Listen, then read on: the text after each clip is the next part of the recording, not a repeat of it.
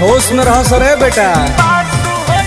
अरे ढेर दिन से बोलत नहीं कि अब नहीं बर्दाश्त होई। जे हमारा खिलाफ बोली ओकरा में सीधे बास होई। जे हमारा खिलाफ बोली ओकरा में सीधे बास होई। जे हमारा खिलाफ बोली सुधर जो बाबू।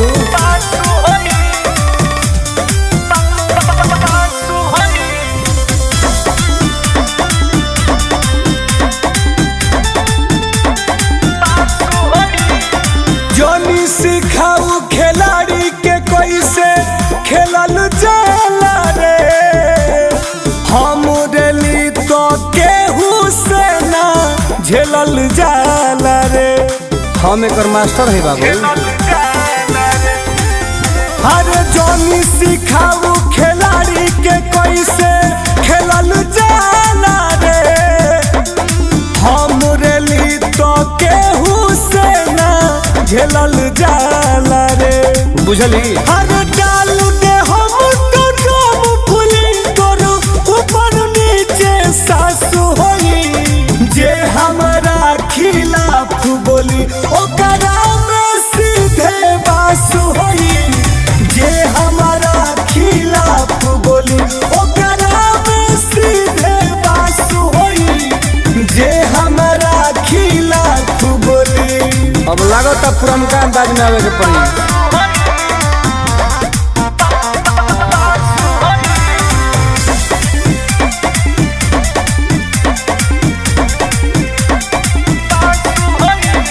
सुतल शेर के पीठ पहथवा धइल ना जाला।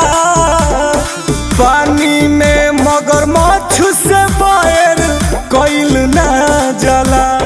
ई बात तोर पापा सिखले निखन करे।